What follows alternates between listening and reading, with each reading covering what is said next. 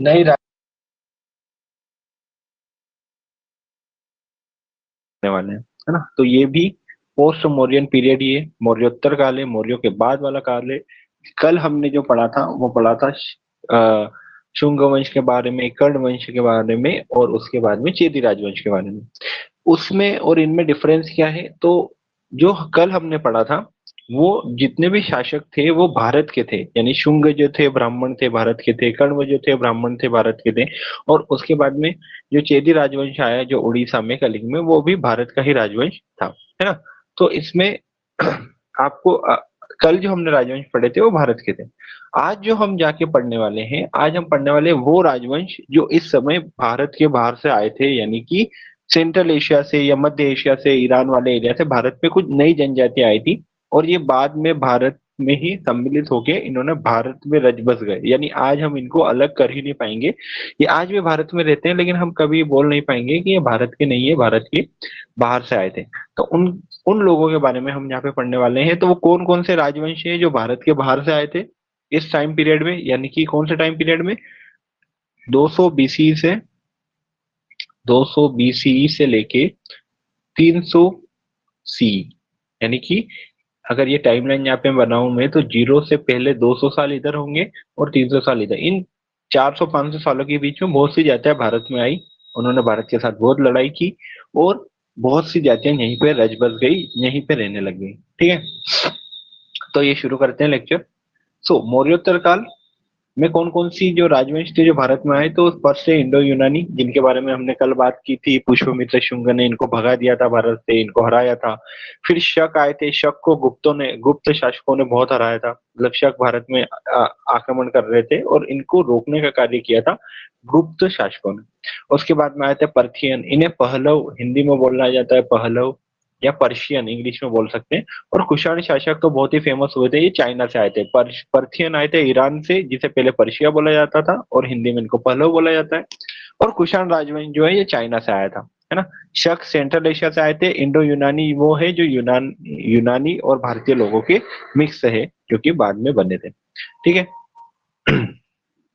History book best है sir जी। हाँ, history की बुक बेस्ट है। चलो आगे बढ़ते हैं। तो मौर्योत्तर काल का टाइम पीरियड जो मैंने पहले भी बताया था, आज फिर से बता रहा हूँ, 200 ईस्वी पूर्व से 300 ईस्वी। यहाँ पे ईस्वी पूर्व और ईस्वी पे ध्यान देना, यानी कि 200 साल ईस्वी के पहले, ईसा मसीह के जन्म के पहले, और 300 ईसा मसीह के जन्म के बाद, यानी 500 साल का ये टाइम पीरियड है। मौर्य साम्राज्य के पतन के बाद ये टाइम आया और पूरे भारत में कई क्षेत्रीय राजवंशों का उदय हुआ। क्षेत्रीय राजवंश भारत के, जो मैं कल बता चुका हूँ आपको, शक है, कण्व है, फिर बाद में गुप्त भी आ जाते हैं। यह युग अपने राजनीतिक विखंडन और मध्य एशिया के साथ व्यापक सांस्कृतिक आदान प्रदान के लिए फेमस है, महत्वपूर्ण है। इसने भारतीय कला, धर्म और व्यापार को प्रभावित किया, और कैसे, नेगेटिव प्रभाव नहीं किया, पॉजिटिव प्रभाव किया। इसकी वजह से भारत में जो धर्म है, कला है, व्यापार, वो बहुत ही अच्छे तरीके से प्रभावित हुआ। वो उसका प्रभाव हम आज तक देख पा रहे हैं, जो कि हमारा भारत का कल्चर इतना डाइवर्स है, बहुत ही विभिन्नता इससे आ गई। इस लेख का अब इस लेख में, यानी कि इस हम पीडीएफ में क्या देखने वाले हैं, उन्हीं के बारे में देखने वाले हैं। तो ये एक आप देख लीजिए टाइम पीरियड, जब शुंग वंश था भारत में। मौर्योत्तर काल जब था, वो एक बार फिर से आप देख सकते हो। जो मौर्यों का काल था, जब अशोक था, तो अशोक ने यहाँ अफगानिस्तान से लेके नीचे तक पूरा ये एरिया, जो जितना भी एरिया इसमें आपको दिख रहा है, ये पूरा एरिया अशोक ने कवर कर रखा था, यानी अशोक इस पूरे एरिया पर रूल करता था। बाद में क्या हुआ, बाद में यानी कि जब मौर्य साम्राज्य का पतन होता है और शुंग शुंग साम्राज्य आता है, तो ये देखिए बाउंड्रीज छोटी हो गई है। और जो उड़ीसा वाला एरिया है, कलिंग वाला एरिया, जैसे हमने कल बात की थी, ये स्वतंत्र हो जाता है। अफगानिस्तान और पाकिस्तान वाला एरिया भी इंडिया से बाहर चला जाता है। यहाँ पे इंडो ग्रीक शासक रूल करते हैं, इंडो यूनानी शासक रूल करने लग जाते हैं, यानी कि भारत बहुत छोटे छोटे टुकड़ों में बट चुका था इस टाइम पीरियड तक। ठीक है, यहाँ पे देख रहे हो आप, ये शुंग वंश है। ठीक है, यहाँ पे इंडो ग्रीक है, यहाँ पे सातवाहन एम्पायर आपको दिख रहा है, यहाँ पे साउथ में चोला है, यहाँ पे पांडियन है। तो अलग अलग जो एम्पायर है भारत में, वो भारत के अंदर अलग अलग भारतीय एम्पायर है, और भारत के बाहर अलग अलग विदेशी एम्पायर आपको देखने को मिल रहे हैं। और डिटेल में इसमें हम आगे देख रहे हैं। ठीक है, मौर्य काल जो मैंने है आपको बता रखा है, वो तो 200 ईसा पूर्व से 300 ईस्वी तक। ठीक है, और मौर्य काल में कोई बड़ा साम्राज्य नहीं रहा, ये एक याद रखना है ना। हिस्ट्री में हमेशा एक कॉन्सेप्ट मैं आपको देता हूँ, देखो हिस्ट्री वर्क कैसे करती है। ठीक है। हिस्ट्री कभी भी, हिस्ट्री जो रहती है वो ऐसे नहीं चलती है। ये एक आप लोग जो हिस्ट्री समझते हो, हिस्ट्री ऐसे चलती है। हिस्ट्री एक कभी भी एक टाइम में एक सीधे तरीके से नहीं चलती। हिस्ट्री में जो एम्पायर्स होते हैं, जो साम्राज्य होते हैं, वो इस तरीके से चलते हैं। ये लाइन है, कभी इसके ऊपर आएंगे, कभी नीचे, कभी ऊपर कभी नीचे, शृंग और गर्त में चलती है, अप्स एंड डाउन्स में चलती है। तो एक टाइम होता है जब एक बड़ा साम्राज्य आता है, फिर डाउनफॉल होता है उसका, फिर हिस्ट्री में बहुत सारे साम्राज्य, छोटे छोटे साम्राज्य आते हैं, फिर एक कोई साम्राज्य होता है जो ऊपर बढ़ता है, फिर वो बहुत बड़ा साम्राज्य बन जाता है, थोड़े टाइम तक वो रहता है, फिर नीचे आता है, फिर होता है। जैसे मैं आपको हिस्ट्री में आपको बताता हूँ। सबसे पहले हिस्ट्री में मौर्यन एम्पायर आया, फिर मौर्यन एम्पायर के बाद मौर्योत्तर काल जो हम देख रहे हैं, मौर्यन एम्पायर ऊपर गया, इसके बाद टाइम हुआ तो बाकी साम्राज्य, शुंग वंश के टाइम पे दूसरा साम्राज्य है, उस समय जो है राज्य बहुत छोटे छोटे टुकड़ों में बंट गया, है ना। उसके बाद हम देखते हैं कि शुंग वंश के बाद क्या आता है, ये मौर्य वंश है, इस समय बहुत ही ऊपर है शासन। फिर आता है शुंग वंश, जिसके समय नीचे चला जाता है। फिर शुंग वंश के बाद आता है आपका गुप्त वंश, सब कुछ ऊपर चला जाता है, यानी कि बहुत बड़ा साम्राज्य बनाते हैं गुप्त जो शासक होते हैं। उसके बाद आ जाता है आपका मध्यकालीन युग, है ना, मिडिएवल हिस्ट्री आती है, राजपूत युग आता है, इस्लामिक इन्वेजन आता है, तब नीचे चला जाता है। फिर इसके बाद आता है आपका Mughal era, Mughal time period में बहुत ही ज्यादा एक्सपेंड हो जाता है। फिर उसके बाद आता है लेटर मुगल, मराठा एम्पायर के टाइम, यानी कि बहुत छोटे छोटे टुकड़ों में बढ़ जाता है। फिर आपका ब्रिटिश एरा आता है, जब ब्रिटिशर्स कब्जा कर लेते हैं इंडिया पे, तो बहुत बड़ा एम्पायर बना लेते हैं वो, बांग्लादेश से, म्यांमार से लगा के अफगानिस्तान तक। और फिर आज का हम मॉडर्न भारत देखते हैं तो वो टुकड़ों में बटा हुआ है। कैसे टुकड़े हैं, एक भारत है, एक पाकिस्तान है, एक बांग्लादेश है, और अफगानिस्तान है, फिर आपका श्रीलंका अलग है, मालदीव अलग है, म्यांमार अलग है। इस तरीके से हिस्ट्री में एक छोटा एम्पायर होता है, वो धीरे धीरे बड़ा बनता है, कुछ टाइम तक बड़ा रहता है, फिर उसके बाद वो टूट के छोटे छोटे टुकड़ों में बिखर जाता है। तो मौर्योत्तर काल के बाद हम किस पे आ गए हैं, शुंग एम्पायर के टाइम पे। इस समय बहुत सारे छोटे छोटे एम्पायर आपको देखने को मिलेंगे। ठीक है, आगे देखते हैं। इस समय भारत का संपर्क मध्य एशिया की बहुत सी जातियों से हुआ, बहुत सारे साम्राज्यों ने भारत पे अटैक करने का कोशिश की। पूर्वी भारत, मध्य भारत और दक्कन में मौर्यों के बाद कौन आ गए थे, तो कौन आ गए थे, शुंग, कण्व और सातवाहन, है ना। हमने सातवाहन के बारे में नहीं पढ़ा, लेकिन शुंग और कण्व साम्राज्य के बारे में कल हमने पूरा पढ़ लिया था। तो सातवाहन का भी और हम बात करेंगे इसकी, ठीक है। उत्तर पश्चिम भारत में मौर्यों के बाद मध्य एशिया से कई राजवंशों ने शासन किया। उत्तर पश्चिम भारत कौन सा है, पंजाब, पाकिस्तान, आज का जो पाकिस्तान है, अफगानिस्तान है, जिससे हम पहले भारत में ही इंक्लूड करते थे। इनमें सबसे प्रमुख कौन थे, कुषाण, है ना। कुषाणों ने लंबे टाइम तक बहुत शासन किया, लेकिन बाकी सारे भी राजवंश भी यहाँ पे थे। विदेशियों को बौद्ध धर्म बहुत अमूर्त लगा, इसलिए मौर्योत्तर शासकों ने धर्म को समझने में उनकी सहायता के लिए महायान बौद्ध धर्म या महान चक्र पर जोर दिया। यानी कि ये जो शासक थे नए, इन्होंने कौन से धर्म को अपनाया, बौद्ध धर्म को अपनाया। लेकिन इंपॉर्टेंट चीज ये है कि कुछ शासकों ने वैष्णव धर्म को भी अपनाया। जो इंपॉर्टेंट चीज है, देखो बौद्ध धर्म को भारत में बहुत से लोगों ने अपनाया था। किसके पहले, इन लोगों के पहले, जैसे अशोक ने अपनाया था, उसके बाद उसके शासकों ने अपनाया था, जैन धर्म को भी अपनाया था। लेकिन बाहर से जो जाति आती है, उनमें से कुछ इंपोर्टेंट शासकों ने कौन सा धर्म अपनाया था, वैष्णव धर्म, यानी हिंदू धर्म अपना लिया था। और कुषाण उनमें से बहुत प्रमुख थे, कुषाण ने वैष्णव धर्म अपना लिया, जिसकी वजह से बाद में हिंदुस्तान में वैष्णव धर्म या हिंदू धर्म बहुत ज्यादा फैल जाता है, वापिस से इमर्ज करता है। यूनान के राजदूत थे, यूनानी राजदूत थे हेलियोडोरस। उन्होंने मध्य प्रदेश में विदिशा के पास भगवान विष्णु के सम्मान में एक स्तंभ स्थापित किया था, जिसे हम देख चुके हैं, गरुड़ स्तंभ, विष्णु स्तंभ बोला जाता है। बेस नगर विदिशा में वो पाया जाता है ना। ये यहाँ पे आपको ये स्तंभ देखने को मिलेगा। ये किसने बनाया था, ये यूनानी राजदूत आए थे, है ना, उन्होंने ये बनवाया था। ये वैष्णव धर्म या हिंदू धर्म से संबंधित है। इन शासकों ने रंगमंच के विकास में भी योगदान दिया। रंगमंच के विकास यानी कि नाटक जो होते थे, जो मनोरंजन के लिए होते थे, उसके लिए इन्होंने योगदान दिया। इन्होंने नाटकों में पर्दे लगाने शुरू किए, है ना। अब यहाँ पे समझो, भारत में पहले से नाटक होते थे, बहुत सारे प्रोग्राम होते थे, लेकिन उनमें पर्दे नहीं लगते थे, वो खुले जगह पे होते थे। लेकिन यूनानी लोगों ने आके उनमें पर्दे लगाने शुरू किए। इसलिए पर्दे को आज तक हिंदी में यवनिका बोला जाता है, क्योंकि वो यवन लोग थे, हम उन्हें यवन बोलते थे। कांच उद्योग में भी इसी समय काफी ज्यादा विकास हुआ। अब आगे देखते हैं कि भारत के साथ मध्य एशियाई संपर्क हुआ कैसे।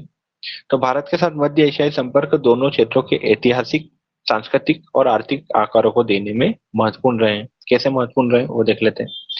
ये आदान प्रदान 6वीं शताब्दी ईस्वी पूर्व से ही शुरू हो गए थे, यानी जब इंडिया में मगध एम्पायर था, गौतम बुद्ध थे और उसके साथ में महावीर स्वामी थे, उसी समय से ये शुरू हो गया था। किस तरीके से शुरू हुआ था? वो हुआ था सिल्क रोड। अब सिल्क रोड क्या होता है? सिल्क रोड एक रोड है जो चाइना से लेके यूरोप तक फैला हुआ है ना, पूरा सेंट्रल एशिया कवर करता है। और इस पर जो यूरोपीय व्यापारी थे बहुत पुराने टाइम पे, वो चाइना से सिल्क लेके आते थे। सिल्क क्या होता है? हिंदी में उसको रेशम बोला जाता है। तो सिल्क को लेके आते थे और यूरोप में बेचते थे, जिससे उनको बहुत ज्यादा पैसे मिलते थे। तो सिल्क रूट पे बहुत ज्यादा बिजनेस होता था। और इस बिजनेस की वजह से जो भारत भी इस यहाँ पे व्यापार करना चाहता था, तो जब कुषाण वंश भारत पे शासन करता है, तो भारत का कनेक्शन भी सिल्क रूट से हो जाता है और इसकी वजह से ट्रेड बहुत ज्यादा बढ़ जाता है। सिल्क रूट बहुत इंपॉर्टेंट है, मैं आगे आपको फोटो बताऊंगा, उसमें आप देख लीजिए। आगे क्या है? मध्य एशियाई व्यापारियों ने भारत में नई प्रौद्योगिकी और विलासिता की वस्तुओं को पेश किया, और वस्त्र और मसाले जैसे भारतीय उत्पाद कहाँ पहुंच गए? मध्य एशिया। यानी भारत का भी फायदा हो रहा है और मध्य एशिया या यूरोप का भी यहाँ पे फायदा हो रहा है। मध्य एशिया और भारत के बीच संपर्क विभिन्न अवधियों में जारी रहा। कैसे? जिसमें कुषाण साम्राज्य, मंगोल आक्रमण भी शामिल है। बाद में कुषाण साम्राज्य होता है और उसके बाद में मंगोल आक्रमण होता है, तब भी यहाँ पे सांस्कृतिक और आर्थिक आदान प्रदान देखने को मिलता है। सिकंदर महान के बारे में तो जानते ही हम, है ना, सिकंदर द ग्रेट। उन्होंने इंडो यूनानियों की दूसरी शताब्दी से पहली शताब्दी के बीच में उत्तर पश्चिमी भारत पर शासन किया, मतलब यहाँ पे जीत लिया था उन्होंने, यहाँ तक आ चुके थे, भारत में इंटर नहीं किया था उन्होंने। और सिकंदर के बाद में जो उनके सेनापति रहते हैं, सेल्यूकस निकेटर, और उनके जो वंशज रहते हैं, वो भी भारत की उत्तर पश्चिमी सीमा पर जमे हुए रहते हैं, मतलब वो घर नहीं जाते। सिकंदर तो मर जाता है, उसकी डेथ हो जाती है 30 साल की या 31 साल की आयु में, लेकिन उसके सेनापति भारत के जो पश्चिमी उत्तर पश्चिमी पार्ट है उसको छोड़ के जाते नहीं, यहीं पे रहने लग जाते हैं। इनके बाद शक आते हैं, जिन्हें सीथियन बोला जाता है। शक बहुत इंपॉर्टेंट है ना, बाद में गुप्त साम्राज्य से शक की बहुत ज्यादा लड़ाई होती है। इन्होंने पहली शताब्दी ईस्वी पूर्व के आसपास उत्तर पश्चिम भारत में अपना प्रभुत्व स्थापित कर लिया था। इन्होंने बिल्कुल कब्जा कर लिया था, यहाँ पे बहुत अच्छी तरीके से रच बस गए थे। इन्होंने क्षेत्रीय राजनीति और संस्कृति को महत्वपूर्ण रूप से प्रभावित किया, है ना। अभी डिटेल में अभी हम देखेंगे, अभी हम बस इनका इंट्रोडक्शन ले रहे हैं। मध्य एशिया से फिर आते हैं कुषाण।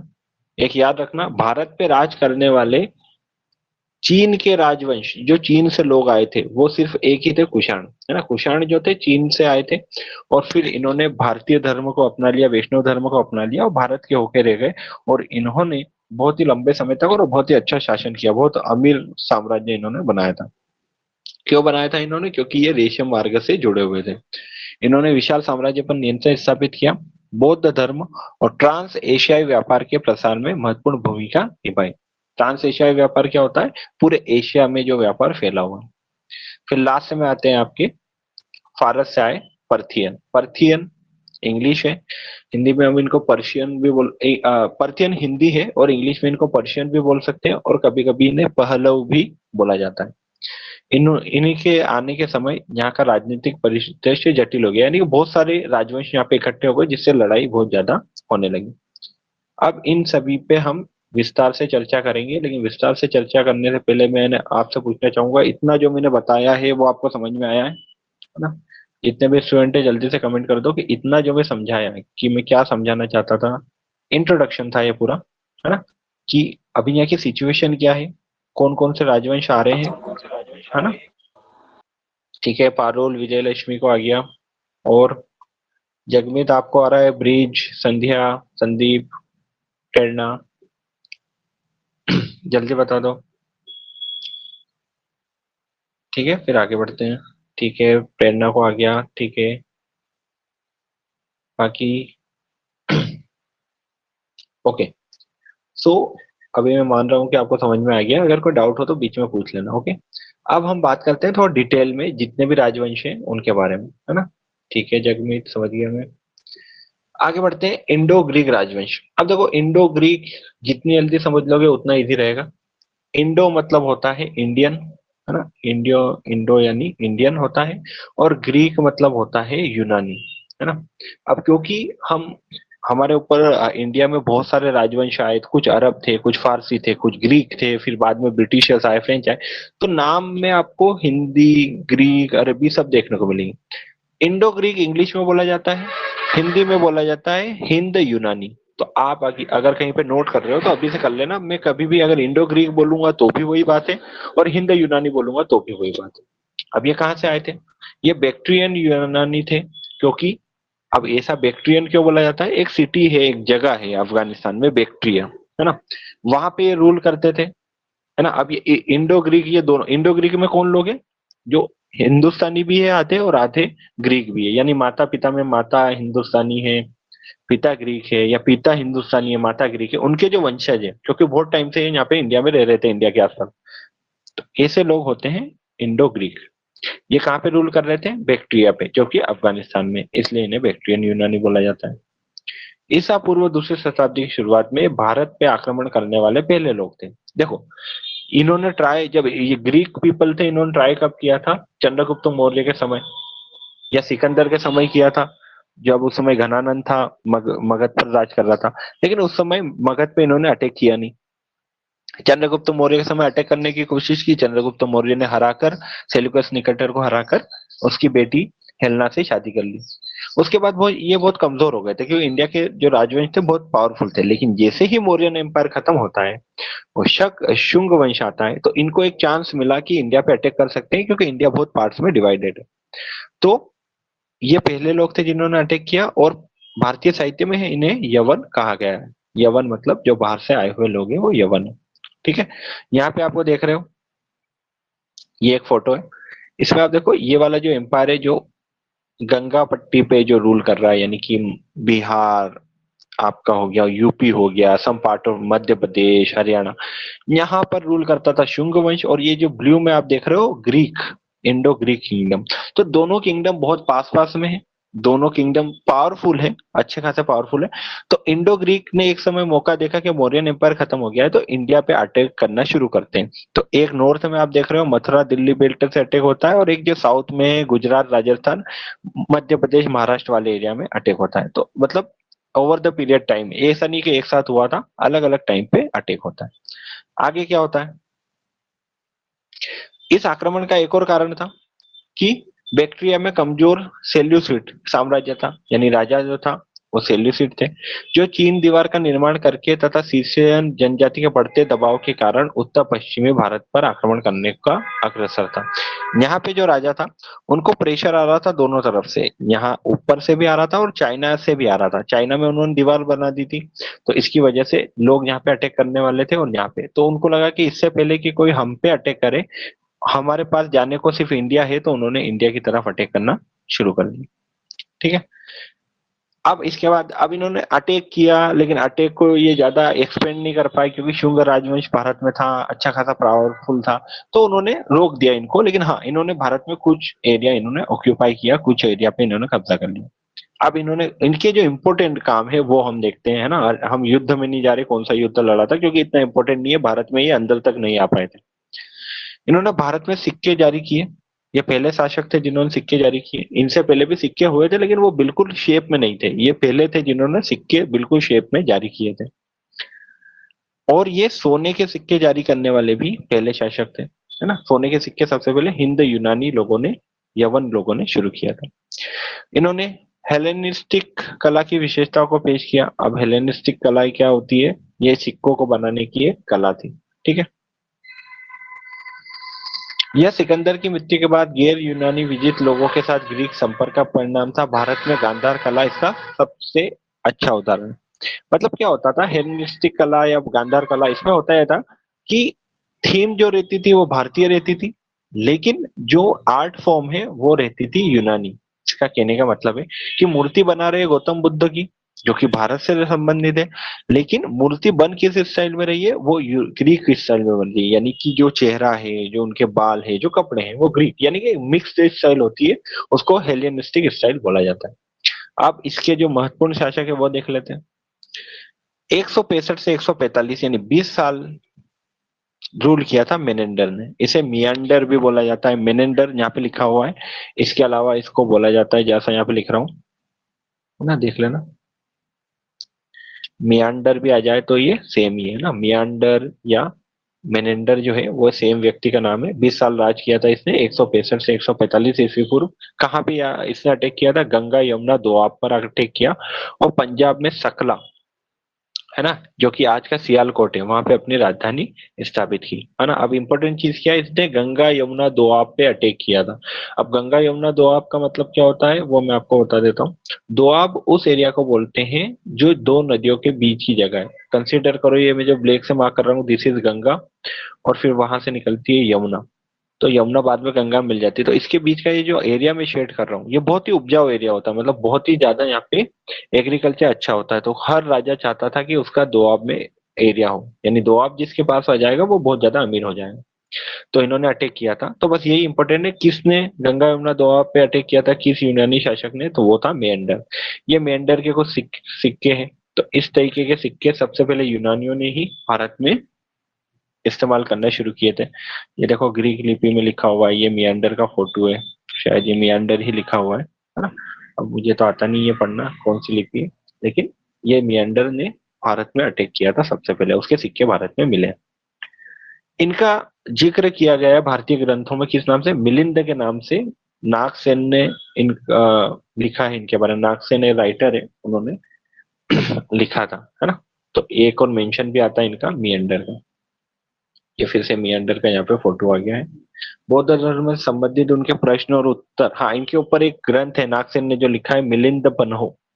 इसमें मिलिंद या मियंडर से संबंधित क्वेश्चन आंसर है, जो इन्होंने क्वेश्चन किए थे, आंसर किए थे। अब रियलिटी हो सकती है या फिर ऐसे भी हो सकती है, तो वो ये बुक है मिलिंद पन्हो, ये पता होना चाहिए आपको। तो ये आपको समझ में आया? हिंद यूनानी समझ में आया आप लोगों को? अगर आ गया है तो जल्दी यस कर लो, अगर कोई डाउट हो तो जल्दी पूछ लो। ठीक है, फिर हम सेकंड देखते हैं। ओके, पारुल को आ गया, प्रेरणा को समझ में आ गया, विजय लक्ष्मी का यस आ गया है। यस सर, समझ आ गया।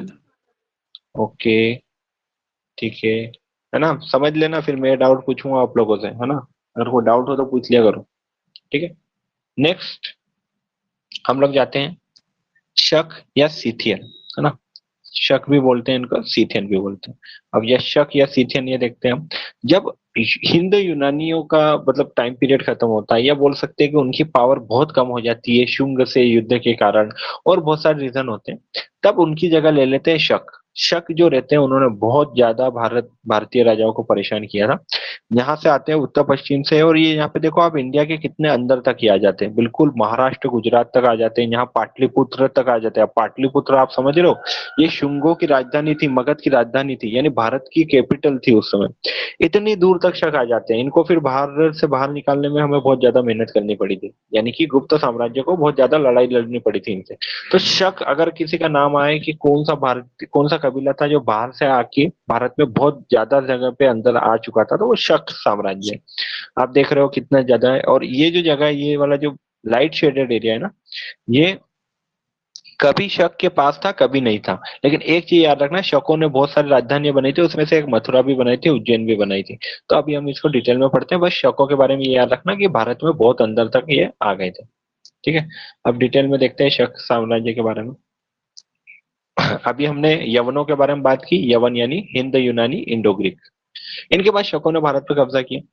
यूनानियों की तुलना में इनका भारत पर नियंत्रण बहुत बड़ा था, जो मैं आपको अभी बताया। भारत और अफगानिस्तान के अलग अलग हिस्सों में इनकी 5 शाखाएं थी। अब 5 शाखाओं का मतलब क्या होता है, मतलब मैं आपको बता देता हूँ। जैसे कि मान लो कि ये एक राज्य है शकों का, तो शकों का एक राजधानी मथुरा हो गई, एक हो गई उज्जैन हो गई, एक हो गई यहाँ पे, एक हो गई यहाँ पे, एक हो गई यहाँ पे। ये सभी शक है, लेकिन ये भारत के अलग अलग एरिया में रूल कर रहे हैं। मतलब सोचो कितना बड़ा एम्पायर हो गया होगा कि इनको 5 पार्ट्स में उसको डिवाइड करना पड़ा। 58 ईसा पूर्व में एक प्रसिद्ध उज्जैन के राजा थे, उन्होंने शकों को खदेड़ दिया और उनको नाम दिया विक्रमादित्य। ये याद रखना, ये उज्जैन के राजा थे, ये विक्रमादित्य है। और इन्होंने 58 ईसा एक्सक्यूज मी पूर्व में, सर, हाँ बेटा, खदेड़ दिया मीन्स क्या होता है? खदेड़ दिया मतलब भगा दिया, मतलब हरा दिया, किसी को हरा देना उसको बोलते हैं खदेड़ दिया। युद्ध में जब किसी को हरा देते हैं ना, भगा देते हैं, तो उसको खदेड़ देना बोलते हैं। ठीक है, तो 58 ईसा पूर्व में इन्होंने क्या किया, शकों को खदेड़ दिया और इन्होंने नाम दिया खुद को विक्रमादित्य। और इन्हीं के टाइम पे 57 ईसा पूर्व में इन्होंने शकों की विजय के उपलक्ष्य में विक्रम संवत की शुरुआत की। आप में से कोई बता सकता है विक्रम संवत क्या होता है, विक्रम संवत युग क्या होता है? कोई बता सकता है क्या विक्रम संवत क्या होता है? जल्दी बता दो अगर पता है तो।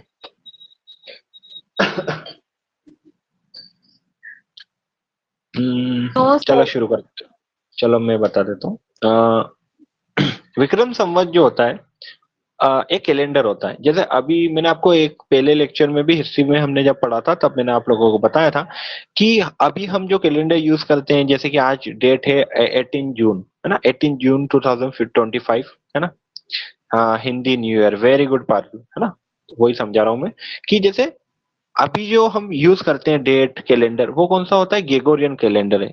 ये अंग्रेजों का कैलेंडर है, अंग्रेजों से ज्यादा बोल सकते हैं ईसाई धर्म का कैलेंडर है ना। तो उनके धर्म में जो जो इवेंट हुए, और ये कैलेंडर कब से शुरू हुआ, जब ईसा मसीह की डेथ हुई उसके बाद से ही शुरू होता है। इसीलिए हम बिफोर क्राइस्ट, आफ्टर डेथ, ये सब बोलते हैं इस कैलेंडर में। हिंदू धर्म का जो कैलेंडर है, जिसके अनुसार हिंदू धर्म में तिथि देखी जाती है और त्योहार देखे जाते हैं। आपने देखा होगा हिंदू धर्म के त्योहार कभी भी एक टाइम पे नहीं आते हैं। अगर इस साल 10 अक्टूबर को दिवाली है तो अगली बार वो 6 अक्टूबर को आ जाएगी, फिर 26 नवंबर को आ जाएगी। क्यों? क्योंकि हिंदू धर्म का कैलेंडर अलग है। हिंदू धर्म का कैलेंडर है विक्रम संवत, है ना। तो इसीलिए ये कैलेंडर, जब भी हम कोई हिंदू फेस्टिवल या हिंदू तिथि या तीज त्योहार मनाने के लिए देखते हैं तो इसका यूज करते हैं। इसके महीने भी आपने सुने होंगे, चैत, वैशाख, ज्येष्ठ, आषाढ़, इस टाइप से होते हैं, बहुत सारे महीने होते हैं। ठीक है, तो वो यूज किए जाते हैं। तो किस राजा ने विक्रम संवत शुरू किया था? तो वो किया था विक्रमादित्य, राजा विक्रमादित्य। ये कहाँ के राजा थे? तो ये राजा थे कहाँ के? उज्जैन के। आपने एक वो सुना होगा ना, विक्रम बेताल की कहानियां होती है ना, जो टीवी पे आती थी पहले, बहुत फेमस थी। तो वो भी जो कहानी है, जो वो भी इन्हीं राजा से, राजा विक्रम से जुड़ी हुई है, जो उज्जैन में बहुत ज्यादा फेमस है ना। विक्रमादित्य राजा बहुत फेमस है। एक और विक्रम आएंगे, है ना, अभी एक विक्रम ये है, एक आएंगे चंद्रगुप्त विक्रमादित्य। वो गुप्त साम्राज्य में आएंगे, वो हम बाद में देखेंगे। लेकिन अभी ये याद रखना किन्होंने शकों को हराया था, तो विक्रमादित्य जो उज्जैन के राजा थे। और इन्होंने कौन सा संवत शुरू किया था? विक्रम संवत, है ना। बाद में एक और शक संवत भी आएगा। अभी ये विक्रम संवत है ना हिंदू धर्म का, एक आएगा शक संवत। शक संवत वो भी एक कैलेंडर है। वो किसने शुरू किया था? वो शकों ने शुरू किया था, शकों ने। और यही जो शक संवत है वही भारत का आज ऑफिशियल कैलेंडर है। भारत सरकार जिस कैलेंडर को देख के छुट्टी बताती है वो है शक संवत, ये याद रखना। फिर से हम बता रहा हूँ, है ना, जल्दी जल्दी। हम जो डेट यूज करते हैं रेगुलर, वो है ग्रेगोरियन कैलेंडर, यानी कि ईसाई धर्म का कैलेंडर है। हिंदू धर्म में जो कैलेंडर यूज होता है वो है विक्रम संवत। और भारत की गवर्नमेंट, इंडिया की जो गवर्नमेंट है, जिस ऑफिशियल वो कैलेंडर यूज करती है, वो करती है शक संवत। संवत का मतलब होता है कैलेंडर। ठीक है, तो ये तीनों आपको पता होना चाहिए। इसके अलावा भी बहुत सारे कैलेंडर है। मुस्लिम धर्म का कैलेंडर अलग है और अलग धर्मों का अलग है। इसके अलावा बहुत से राजा ने कैलेंडर शुरू किए थे, अभी हमने उनमें नहीं जाना डिटेल में। ठीक है, आगे देखते हैं। जब इन्होंने शकों को हराया उसके बाद विक्रमादित्य, ये जो उपाधि है ये एक टाइटल है ना, ये कोई नाम नहीं है, ये एक टाइटल है। ये बहुत ज्यादा फेमस हो गया और ये एक प्रतिष्ठित उपाधि बन गई। और इसके परिणाम स्वरूप भारतीय इतिहास में 14 से अधिक विक्रमादित्य राजा की पहचान की जा चुकी है ना। आपने जब भी आप हिस्ट्री पढ़ते हो तो हिस्ट्री में प्रॉब्लम ये होती है कि एक नाम के बहुत सारे राजा होते हैं, एक नाम के बहुत सारे कैरेक्टर होते हैं, तो आप बहुत कंफ्यूज हो जाओगे। भारतीय इतिहास में विक्रमादित्य नाम के 14 से अधिक, 14 से ज्यादा राजा हैं। इनमें सबसे प्रसिद्ध कौन है? एक तो राजा मैंने आपको बता दिए, राजा विक्रमादित्य जो उज्जैन के राजा थे, जिन्होंने शकों को हराया था। फिर एक और आते हैं चंद्रगुप्त सेकेंड, जो कि सबसे प्रसिद्ध विक्रमादित्य थे। ये कब आएंगे? ये गुप्त में आएंगे, ये गुप्त है, ये चंद्रगुप्त है ना, जो बाद में आएंगे, है ना। तो वो भी उनका पूरा नाम था चंद्रगुप्त विक्रमादित्य। आखिरी विक्रमादित्य कौन थे जिन्होंने अपने नाम के साथ विक्रमादित्य लगाया था? कोई बता सकता है क्या आखिरी विक्रमादित्य कौन थे? ऐसा कौन सा राजा था जिसने लास्ट में अपने नाम के साथ विक्रमादित्य लगाया था? थोड़ा डिटेल में जा रहे हैं अपन, लेकिन ये इंपॉर्टेंट है बहुत, क्योंकि कंफ्यूज करता है ये। जल्दी से बता दो अगर पता है तो, इंटरेक्टिव क्लास बताओ थोड़ी, आंसर करो, है ना, तो मुझे समझ में आएगा। लास्ट कौन सा हिंदू राजा था जिसने अपने नाम के साथ विक्रमादित्य टाइटल यूज किया था? पारुल को नहीं पता है, और किसी को पता है क्या? मुझे भी नहीं पता। ठीक है, और कोई जो ट्राई करना चाहेगा? अच्छा चलो मैं एक हिंट देता हूँ। पानीपत का सेकेंड युद्ध किसके बीच हुआ था, और कौन से ईयर में होता, अगर आप बता सको तो आप लोग तो। 1957 में। 1957 में कैसे हो जाएगा? पानीपत का दूसरा युद्ध हुआ था 1556 में। कब हुआ था? देख लो एक बार, 1556। है ना, 1556 में ये युद्ध हुआ था। 1556 में किसके बीच में हुआ था? अकबर और हेमू के बीच में। अकबर और हेमू के बीच में, है ना। और अकबर इस समय एक छोटा बच्चा था, तो अकबर की तरफ से उसका सेनापति जो था बेरम खां, वो लड़ रहा था। तो हेमू जो राजा था, इसने अपना टाइटल रखा था हेमचंद्र विक्रमादित्य। हेमचंद्र विक्रमादित्य आखिरी हिंदू राजा था जो दिल्ली की गद्दी पे बैठा था। उसके बाद मुगलों ने कब्जा कर लिया था। तो हेमचंद्र या हेमू, जिसने पानीपत का सेकेंड वॉर लड़ी थी अकबर से, जो हार गया था, वो आखिरी विक्रमादित्य था। तो विक्रमादित्य नाम में आप कंफ्यूज मत होना, मैंने आपको बता दिया। अब आगे बढ़ते हैं, शकों के बारे में पढ़ते हैं। 5 शकों के शासनकाल में केवल पश्चिमी भाग पर ही लगभग 4 शताब्दियों तक सत्ता काबिज रही, जिसका श्रेय समुद्री व्यापार को जाता है। यानी कि जो 5 शकों के अलग अलग पार्ट बने थे राज्यों के, वो धीरे धीरे चेंज होते गए, है ना। ऐसा नहीं है कि शक हमेशा रहे, वो जगह बिल्कुल चेंज होती रही। ये सियालकोट है, ये मथुरा है, जहाँ पे शकों का कब्जा रहा। ठीक है, अब शक वंश के महत्वपूर्ण शासक देख लेते हैं, और इन्होंने क्या काम किया था वो भी देख लेते हैं। सबसे पहले आते हैं रुद्रदमन प्रथम, जो कि 130 से 150 ईस्वी के बीच में आते हैं, यानी कि 20 साल इनका शासन रहता है। कहाँ शासन किया था इन्होंने? सिंध, कच्छ, कोंकण, मालवा और काठियावाड़। ये सारी जगह मैं आपको एक बार दिखा रहा हूँ ताकि आपको अंदाजा हो जाए। सिंध, ये पाकिस्तान का सिंध है। फिर कच्छ, ये गुजरात में है। कोंकण जो है महाराष्ट्र वाला एरिया है। मालवा, और ये यहाँ पे, यानी कि ये आप देख रहे हो बिल्कुल, ये इंडिया और पाकिस्तान के बीच में जो कोस्ट वाला एरिया है, वहां पे ये रूल कर रहा है कौन? रुद्रदमन फर्स्ट। फिर कौन आता है इनके बाद देखते हैं। ये वाला जो आपको दिख रहा है, ये वाला एरिया, यहाँ पे ठीक से नहीं दिख रहा होगा, लेकिन ये वाला कोस्ट है, यहाँ पे रुद्रदमन फर्स्ट ने रूल किया था। इन्होंने काठियावाड़ में, हाँ सबसे इंपॉर्टेंट क्वेश्चन है अगर आप यूपीएससी पढ़ रहे हो, इसके अलावा अगर स्टेट पीसीएस या कोई भी कंपटीशन एग्जाम की तैयारी कर रहे हो, तो ये इंपॉर्टेंट क्वेश्चन है कि रुद्रदमन झील है, या सॉरी सुदर्शन झील है, उसकी मरम्मत किसने करवाई थी? तो सुदर्शन झील कहाँ पे? काठियावाड़। काठियावाड़ कहाँ पे? गुजरात में, ये याद रखना। गुजरात में काठियावाड़ करके एक जगह है, वहां पे सुदर्शन झील है, उसका मरम्मत करवाई थी रुद्रदमन प्रथम ने। तो ये बहुत इंपॉर्टेंट क्वेश्चन आता है, मैंने बहुत सारी एग्जाम में देखा है, इसलिए मैं आपको बता रहा हूँ। ये फर्स्ट शासक था जिसने शुद्ध संस्कृत में लंबा शिलालेख जारी किया था। शिलालेख क्या होता है? पत्थर पे लिखे हुआ एक लेख होता है, उसको शिलालेख बोलते हैं। जूनागढ़, जूनागढ़ ये भी गुजरात में, इसके शिलालेख में उसके पराक्रमों का वर्णन है। और इसने कौन सी उपाधि धारण की थी? महाक्षत्रप। क्षत्रप क्या होता है? राजा के, एक बड़ा राजा होता है, उसके नीचे जो छोटे छोटे राजा होते हैं उनको क्षत्रप बोलते हैं। तो इन्होंने महाक्षत्रप की उपाधि धारण की। अब यहाँ पे देखिए छत्रप प्रणाली आ चुकी है 60 ईस्वी पूर्व से दूसरी शताब्दी ईस्वी के बीच में। क्या होती है छत्रप प्रणाली? तो छत्रप प्रणाली शकों की 5 शाखाओं को संदर्भित करती है। इनमें सत्ता की अलग अलग सीटें होती थी, और ऐसा माना जाता है कि ये कुषाणों के जागीरदार थे। अब ये इंपॉर्टेंट चीज है, जल्दी से बता देता हूँ मैं आपको। देखो, शक जो होते थे वो भारत के इस वाले पार्ट पे रूल करते थे, और इन्होंने इस पार्ट को 5 अलग अलग पार्ट्स में डिवाइड कर लिया था। इतना तो समझ में। लेकिन ये 5 राजाओं की जरूरत क्या पड़ रही है? एक राजा ही काफी है, क्योंकि इंडिया के इतने बड़े एरिया पर पहले चंद्रगुप्त मौर्य ने रूल किया, अशोक ने किया, तो 5 अलग अलग क्यों? ऐसा माना जाता है कि जो कुषाण शासक थे ना, जो सेंट्रल एशिया पे रूल कर रहे थे, और बाद में भारत में भी आते हैं, यहाँ पे कुषाण रूल कर रहे थे। ऐसा माना जाता है शक जो थे उनके क्षत्रप थे, यानी उनके सेनापति थे। कुषाण शासक सेंट्रल एशिया वाले जगह पे रूल कर रहे थे और उन्होंने शकों से बोला था कि आप भारत पे रूल करो, आपसे हम टैक्स ले लेंगे, पैसा ले लेंगे, लेकिन हम डायरेक्टली रूल नहीं करना चाहते, है ना। ऐसा माना जाता है। अब ये सही है या गलत ये हम नहीं जान सकते, कोई हिस्ट्री में हमें पूरे एविडेंस नहीं मिले। अखेमेनिड और सेल्यूसिड प्रणाली ने इस प्रणाली को सीधे प्रभावित किया। यहाँ वंशानुगत देश शासन अर्थात एक ही राज्य पर एक साथ दो राजाओं के शासन करने की प्रथाएं थी, है ना। ये इंपॉर्टेंट नहीं है, जो मैंने आपको बताया वो इंपॉर्टेंट है, ठीक है।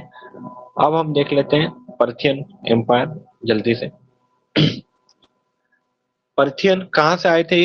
ये वाला जो एरिया है जहाँ पे आज ईरान है, जहाँ पे अभी युद्ध चल रहा है, इजराइल और ईरान का युद्ध चल रहा है, ये वाला जो एरिया है इसे बोला जाता है पर्शिया। पुराना नाम था इसका पर्शिया, हिंदी में इसे बोला जाता है पर्थिया। और यहाँ के लोग जो है इंग्लिश में पर्शियन बोलते हैं, उनको हिंदी में बोलते हैं पर्शियन, या पहलव भी इनको बोला जाता है। ये ईरान वाले एरिया से आते हैं। क्या किया इन्होंने तो जल्दी से देख लो। पर्थियन मूल रूप से ईरान में रहते थे, ठीक है।